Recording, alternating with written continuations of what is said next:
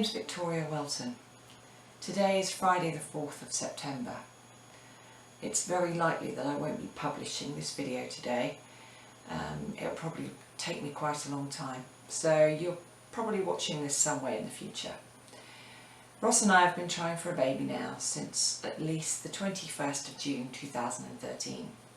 That was the date we moved here. We weren't together on that date, so we couldn't have been doing anything, but we knew from that point that we wanted to try for a baby.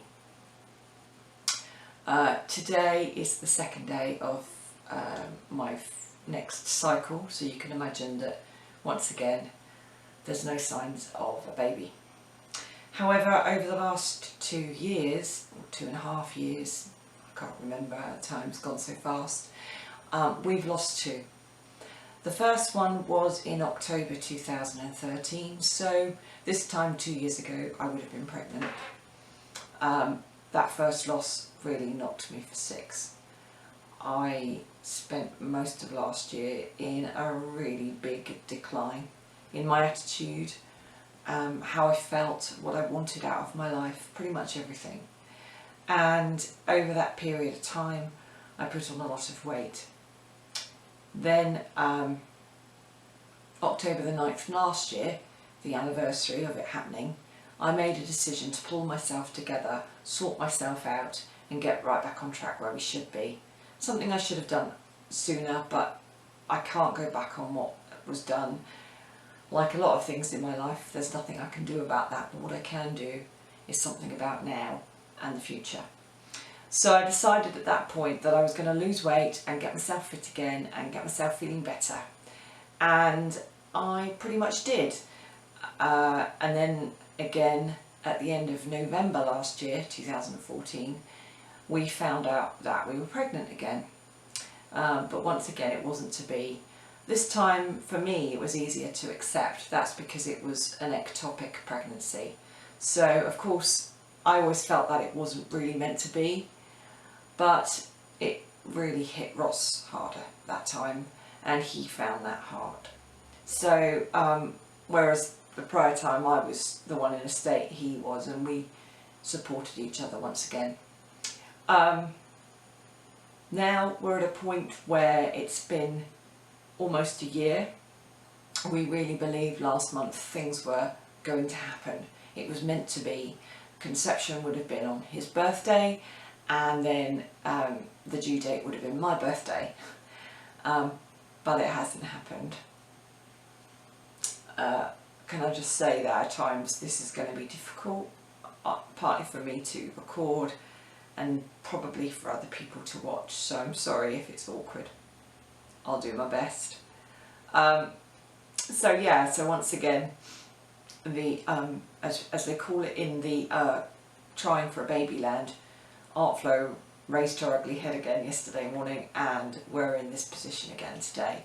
So at the moment I'm having acupuncture. Since last November I've lost 2 stone. I'm still trying to get fitter and better than I was before. I don't do enough exercise at the moment, so that's something that I'm going to be doing, most definitely. And I'm in a position now where I've decided that even though I'm having acupuncture, it's making my body better, I'm going to go for it and take some Clomid. I did try that back in February at the same time as having a major diet going on and all sorts, and it completely messed my system up. At some point I will, when I do these vlogs, I will show you the unit I'm using to help detect my ovulation every month, which I know is still happening. It didn't happen properly back in February because of my diet, but over the last 3 months it has been happening again properly. Ross and I are now in the process of talking about an egg donor. We had a test done on me a few months back now, where we discovered that my AMH levels, which is the egg levels that are released for in basic terms, this is so confusing because the whole conception process has become a big sort of massive minefield of information, and I find it really difficult to understand everything. But the AMH level test that we had done has discovered that my levels are less than 4. Now in a healthy woman who's of conception, childbearing age, it is 15 to 30. And we discovered that if my levels were over 5, then we'd have a 50% chance of having success on IVF. Because they're under that, we have a 20% chance. So IVF would be a huge gamble for us, not only for the expense, but also the fact of whether or not it might mean that we do or don't get pregnant. And of course, if we gamble it and we don't, then we've lost all that money and we're going through yet again more heartache of losing baby. So we sort of decided that an egg donor would probably be the way to go. I'm still trying to come to terms with that myself. I'm finding it quite hard. I'm doing a lot of research at the moment to make sure I know what I'm talking about, and I know how I feel and what the expectations of it all are, and the likelihood is that we will go abroad for that, because if we did, it would mean that the donor could remain anonymous, and that's something that sort of I really want out of this. But what I want for more than anything else is for Ross and I to be able to have a baby together.